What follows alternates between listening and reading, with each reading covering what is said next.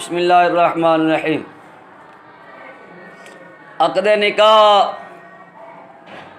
عقد مالی پر معمول ہے عند الشوافع، فرع اعلی حاضہ سے اس قیاس کی بنیاد پر امام شافعی علیہ الرحمہ چند مسائل متفرع فرما رہے ہیں۔ پہلا مسئلہ، امام شافعی علیہ الرحمہ عقد نکاح کو عقد مالی پر معمول کرتے ہوئے فرماتے ہیں جس طرح عقد مالی میں مشغول ہونے سے نفلی عبادت میں مشغول ہونا زیادہ بہتر ہے، اسی طرح عقد نکاح میں مشغول ہونے سے بھی نفلی عبادت میں مشغول ہونا زیادہ بہتر ہے، کیونکہ جس طرح عقد مالی میں لڑائی جھگڑے، فساد اور پریشانی کا خدشہ ہوتا ہے، اسی طرح عقد نکاح میں بھی لڑائی جھگڑے، فساد و پریشانی کا خدشہ ہوتا ہے۔ جبکہ امام اعظم ابو حنیفہ رحمۃ اللہ تعالی علیہ کے نزدیک عقد نکاح عقد مالی پر معمول نہیں بلکہ عبادت مسنون ہے، اور اس کے ساتھ کئی دینی اور دنیاوی ضرورتیں تعلق رکھتی ہیں، لہذا نفلی عبادت میں مشغول ہونے سے عقد نکاح میں مشغول ہونا زیادہ بہتر ہے۔ دوسرا مسئلہ، امام شافعی علیہ الرحمہ عقد نکاح کو عقد مالی پر معمول کرتے ہوئے فرماتے ہیں جس طرح عقد مالی کو کسی بھی طریقہ سے باطل کیا جا سکتا ہے، کسی بھی طریقہ سے باطل ہے، اسی طرح عقد نکاح کو بھی کسی بھی طریقہ سے مرد باطل کر سکتا ہے، یعنی ایک طور میں ایک طلاق دے کر، تین طور میں تین طلاقیں دے کر، یا ایک جملہ میں تین طلاقیں دے کر۔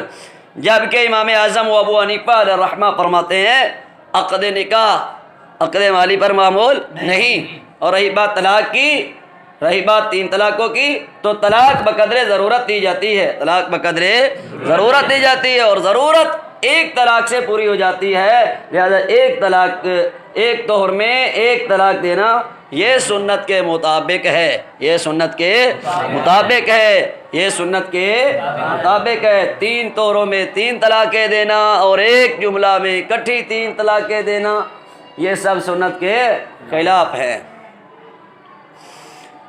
تیسرا مسئلہ، امام شافعی علیہ الرحمہ عقد نکاح کو عقد مالی پر معمول کرتے ہوئے عقد نکاح کو عقد مالی پر معمول کرتے ہوئے فرماتے ہیں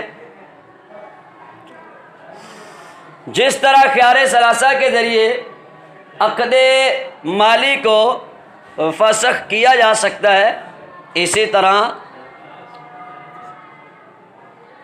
عقد نکاح کو بھی خلو کے ذریعے فسخ کیا جا سکتا ہے، خلو کے ذریعے فسخ کیا جا سکتا ہے، جس طرح عقد مالی کو خیار ثلاثہ کے ذریعے فسخ کیا جا سکتا ہے، اسی طرح عقد نکاح کو بھی خلو کے ذریعے فسخ کیا جا سکتا ہے۔ جبکہ امام اعظم ابو حنیفہ علیہ الرحمہ فرماتے ہیں عقد نکاح عقد مالی پر معمول نہیں، خلو کے ذریعے نکاح فسخ نہیں ہوتا بلکہ طلاق بائنہ واقع ہوتی ہے، طلاق بائنہ واقع ہوتی ہے۔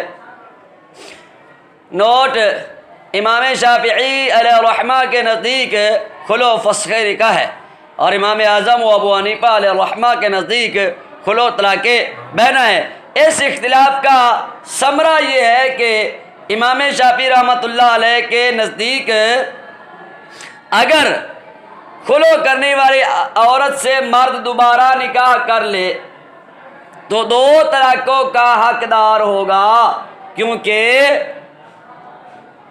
تو تین طلاقوں کا حقدار ہوگا، تو نئے سرے سے تین طلاقوں کا حقدار ہوگا، کیونکہ خلو فسخ نکاح ہے، کیونکہ خلو فسخ نکاح ہے۔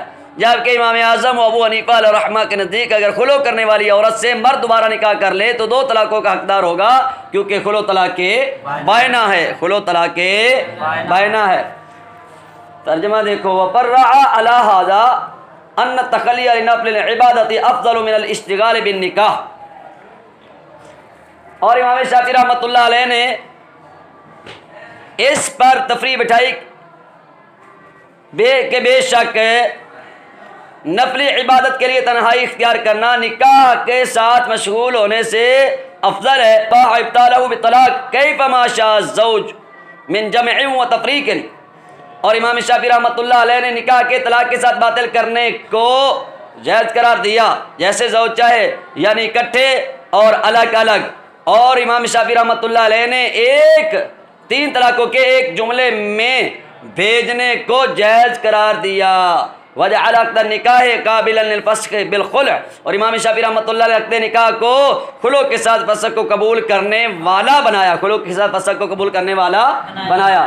خلوع کہتے ہیں کہ عورت مرد کو کہے جتنا تو نے مجھے حق مار دیا تھا میں تجھے واپس کرتی ہوں اور تو میری جان چھوڑ دے. اور مرد اس بات کو قبول کر لے کہ ٹھیک ہے تو حق مار، جو حق مار میں نے تجھے دیا تھا تو حق مار مجھے واپس کر دے تو میں تجھے چھوڑ دوں گا.